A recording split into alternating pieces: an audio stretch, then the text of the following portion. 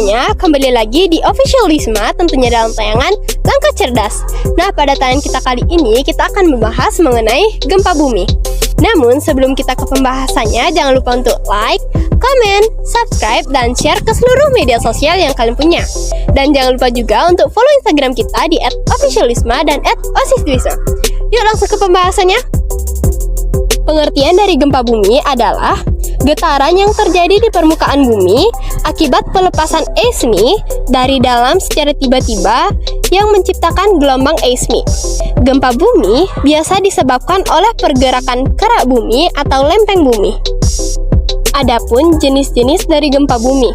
Jenis-jenis gempa bumi yang pertama dapat dibedakan berdasarkan penyebabnya. Berdasarkan penyebabnya, yang pertama ada gempa bumi tektonik. Gempa bumi tektonik disebabkan oleh pelepasan tenaga yang terjadi karena pergeseran lempengan plat tektonik. Gempa bumi ini banyak menimbulkan kerusakan atau bencana alam di bumi.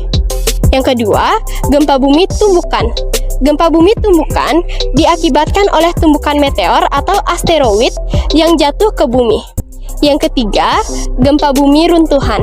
Gempa bumi ini terjadi pada daerah kapur ataupun pada daerah pertambangan. Yang keempat, gempa bumi buatan. Gempa bumi buatan adalah gempa bumi yang disebabkan oleh aktivitas manusia seperti peledakan dinamit, nuklir atau palu yang dipukulkan ke permukaan bumi.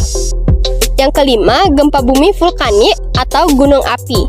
Gempa bumi ini terjadi akibat adanya aktivitas magma yang biasanya terjadi sebelum gunung api meletus. Yang kedua, dibedakan berdasarkan kedalamannya. Berdasarkan kedalamannya ada 3, yaitu yang pertama ada gempa bumi dalam. Gempa bumi dalam adalah gempa bumi yang hiposentrumnya berada lebih dari 300 km di bawah permukaan bumi. Yang kedua, gempa bumi menengah.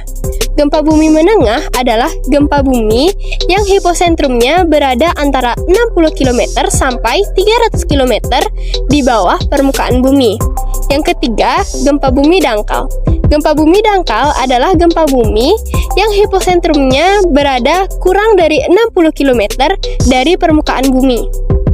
Yang ketiga, dibedakan berdasarkan gelombang atau getaran gempa.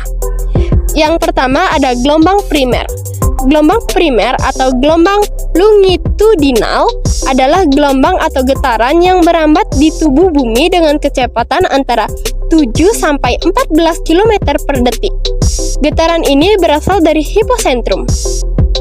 Tindakan yang dapat dilakukan untuk pencegahan gempa bumi, yang pertama, membuat bangunan dengan konstruksi tahan getaran atau gempa khususnya di daerah rawan gempa. Yang kedua, perkuatan bangunan dengan mengikuti standar kualitas bangunan. Yang ketiga, pembangunan fasilitas umum dengan standar kualitas yang tinggi. Nah, itulah tadi sedikit pembahasan kami mengenai gempa bumi. Semoga tayangan kita kali ini bermanfaat untuk kalian ya. Thanks for watching and see you on the next week. Bye!